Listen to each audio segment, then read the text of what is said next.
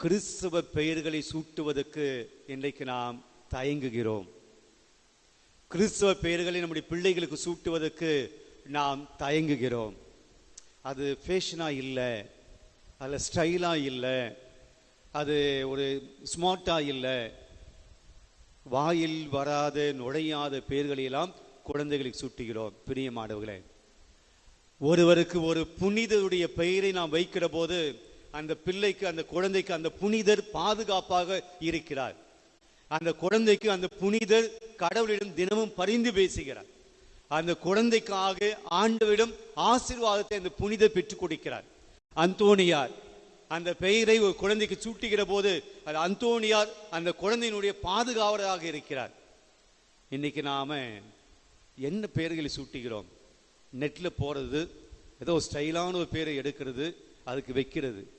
அது கிறிஸ்துவ பெயராக தெரியல. இன்னைக்கு நம்முடைய பெயர்களை அழைக்கிற போதே மாற்று வேற்று மதத்தை சார்ந்தவர் கூட இவன் கிறிஸ்துவனா இருப்பான் பொழுது ஆரோக்கியம் மீறி நான் சொல்ல தேவையில்லை, இவர் கிறிஸ்தவர் என்று சொல்ல வேண்டிய அவசியம் இல்லை. பெயரை கேட்டாலும் தெரிகிறது இவர் கிறிஸ்தவர்.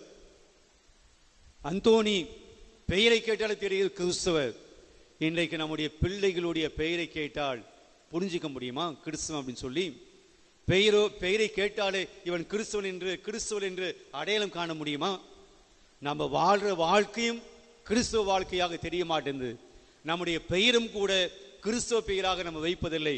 பெற்றோர்களே, உங்களுடைய பிள்ளைகளுக்கு என்ன பெயரை வைக்கிறீர்கள்?